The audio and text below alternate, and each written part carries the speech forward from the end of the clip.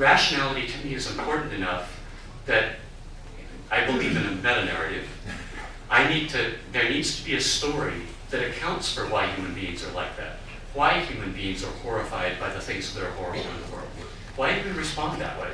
And I think that's what's behind her question, is if, at least as a theist, I have a meta-narrative that explains why human beings respond the way we do to evil in the world and injustice in the world and why we hate it. And I think what she's asking is, what story explains that for you? And I really would go back and say, why not? Why not? Why shouldn't I do that? Any other questions? Fellow in the white, way in the back. I don't understand, on that type of argument then, basically, why was Hitler not justified in his act? Because you're making it very self-centered, and you're doing everything based on your own self-interest. So what he did was hate him, and he extended it to his society. So if you can go beyond your relativistic perspective, I appreciate that. Relativistic position. I think that what happens is that people ask these questions as if they are mantras. What's the meaning of life? I would say it's the wrong question. You've been asking it a long time. It's the wrong question. What's my purpose? It's the wrong question. And the same as here. It says, why don't you care about women? And that's the wrong question. Now, if you're going to go, Hitler will always be there for us, I think, in our lifetime to say, well, what about Hitler? I'm equally puzzled how many millions of Russians didn't choose to just wipe them off the earth when they did. They had so many. So Hitler was an evil, evil person. I do believe that you can have evil people. I've met a couple in my life. If you say, well, I think this guy, no, unless you're clear you've met an evil person, a sociopath and a psychopath, then you don't know. And I would say that because he was a psychopath and a sociopath, Hitler was not capable of reason. And other people are shaking their heads, and you know what's neat about this? I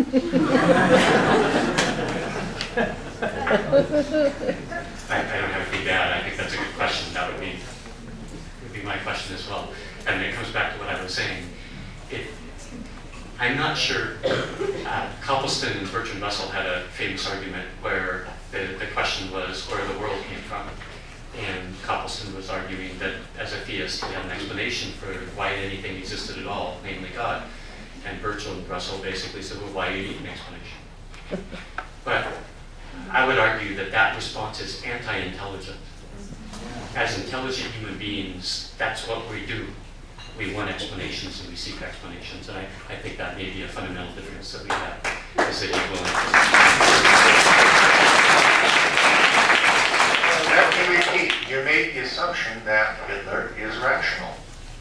What about Bush? You just said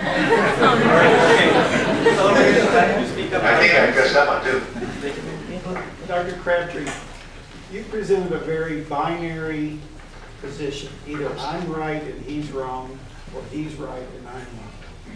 Does your thinking not accept that possibility of a third option, that you're both wrong, so complex that you're both right? I'm sorry. The third option that you're both right, and it's just like the blind people touching the different part of the elephant. Yeah. So the part I have the most trouble with tonight was the binary, it's either this or that. Okay, well, I will readily grant you we could both be wrong, I guess.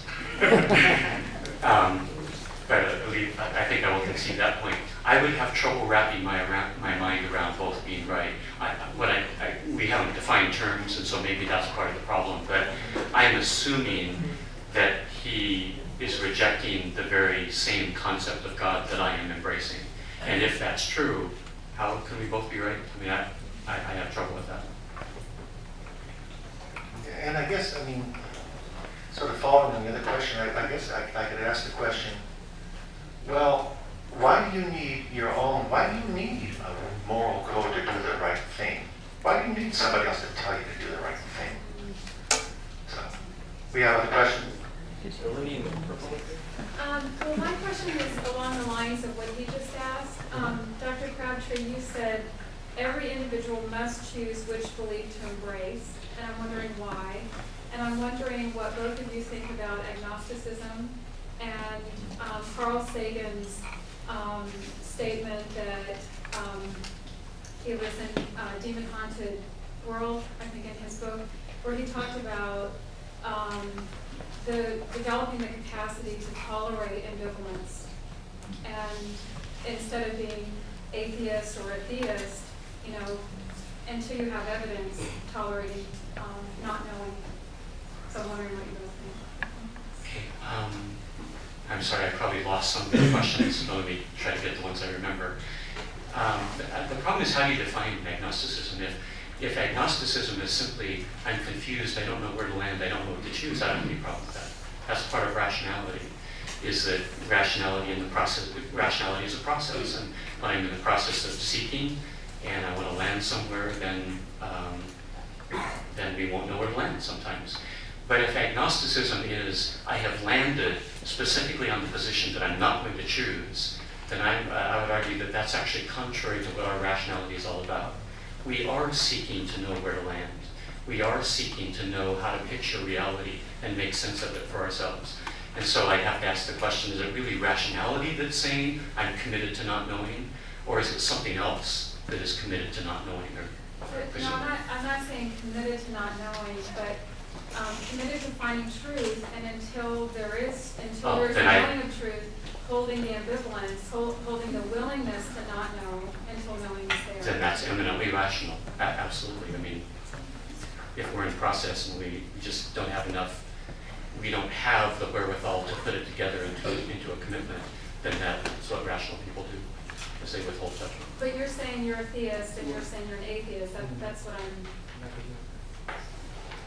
I'm actually more of an anti-theist, because when you get into this discussion of atheism, there's always these issues of what they think an atheist is.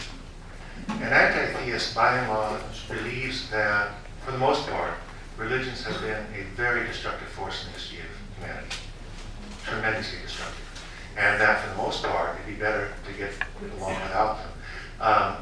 Christopher Hitchens, if you know at all, has written an article on anti-theism, and I think he starts talking about Augustine and Aquinas. They were peasants. They were peasants. Why are you paying attention to them? So I'm more of an anti-theist in that sense.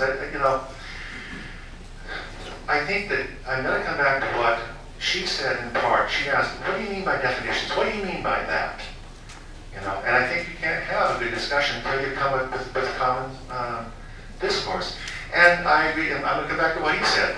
You can say, well, yeah, there's this and agnostic. And I would say, okay, you're agnostic. What are you going to do? How are you going to live your life? What kind of decisions are you going to make? Are you going to support Bush? Or are you going to be against Bush? Are you going to be, you make an action? I almost don't give a damn if you're Christian, theist, atheist. What are you going to do? How do you live your life? Andy Dillard had this great quote, how you live your days is how you live your life. And that's what I would say, live your life well. Contribute to society. If you want to be an atheist, great. You want to be a theist, great. More questions? Yes. Put the fellow back there in the white. Yeah. I was curious what event or series of events led you to not become a priest? The question was, he was interested why I decided not to be a priest. And I think that the answer I've always given is I read the Bible.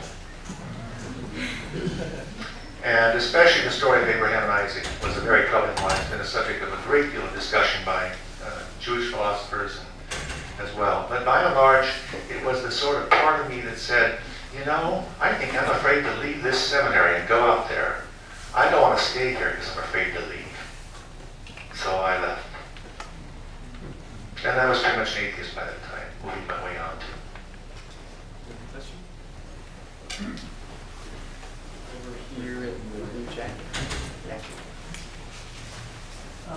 Dr. Coolen, you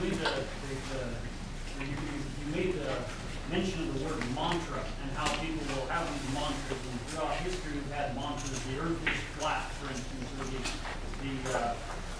women should be put down, and things like that, these mantras of rule society. How is that mantra any different from the mantra that says, that you made, where you said, evolution, I accept it as a fact, and 95% of all intelligent people accept it, and when the statistics don't really say that. Now, can we just get off that subject instead of saying, well, that's a consensus?